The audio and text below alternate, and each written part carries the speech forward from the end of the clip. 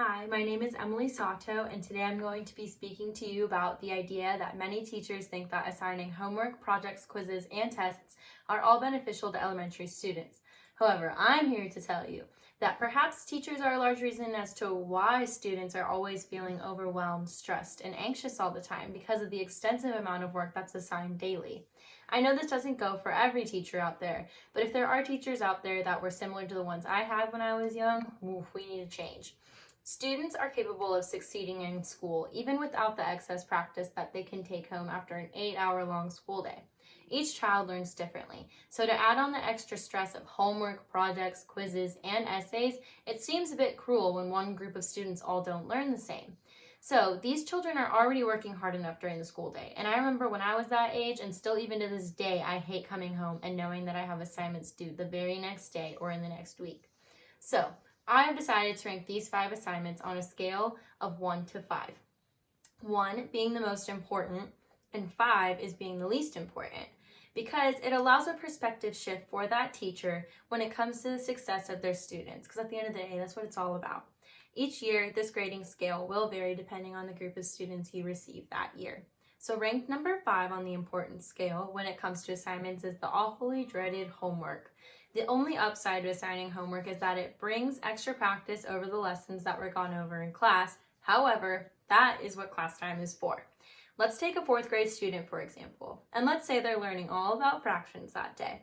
And if they spend an hour or so in that class while asking a multitude of questions and they were actively participating, why should they be assigned a 50 problem worksheet to take home and then have to bring it back the very next day if they already understand it, or they don't quite understand it, but they were so mentally drained that they didn't want to ask any further questions? It's cruel, and it doesn't make any sense to add on to that extra pressure of always having to have it right or knowing that they're going to get it wrong.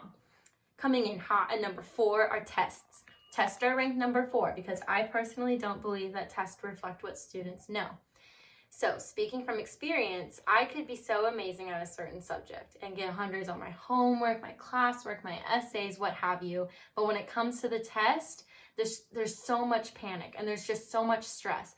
And because students are demanded to know right then and there that they need to get the answer correct, and if they don't get it correct or they don't answer it at all, they're getting punished by getting points removed.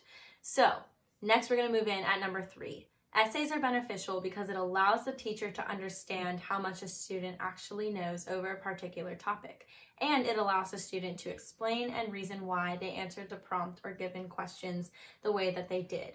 It also comes with an advantage because writing essays don't end after elementary school. You write essays until you're well into your 20s, 30s, 40s, and just depending on how far you want to go into school.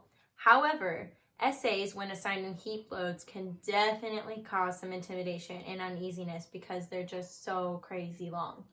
So now we're going to enter into the top 2 things that are most important for students learning.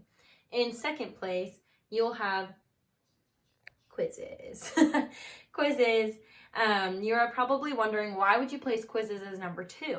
I think about the success of my students and how much they're really being grown and stretched intellectually in my classroom. A quiz at this point kind of represents a checkpoint.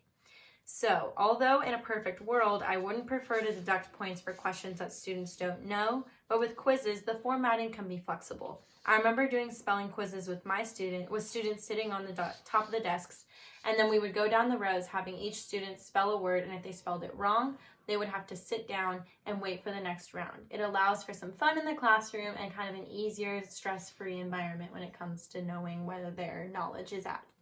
Coming into the number 1 spot are projects. Projects. Projects are severely underrated and actually attribute to many students' success. They allow the student to be completely hands-on with whatever topic they're doing their project on. So I know when you're in elementary school, you do your art projects. Science class, you're learning about the scientific method, so you do your scientific method experiments. Students at the elementary age ought to follow that one model or one saying, learning is doing, because a lot of students at this age are kinesthetic learners. They just can't wait to get their hands on something tangible that they're learning about in class. Creating this system may seem silly, but it gives future teachers and teachers today the idea to play around with the system. They can take a good look at their class and come up with a game plan. Sometimes the game plan means creating more assignments for the students because during the school day there's just really not enough time to cover the entire topic. But to gain further knowledge on that topic, the students do need to do some of that work at home. There are other times where the class will just be so bright and brilliant, a teacher can dream, right? That adding on extra practice on top of a great school day appears like the students' efforts are just not good enough. So it's time for teachers to start making a positive impression on their classes by being the student advocate and not their oppressor. Thank you.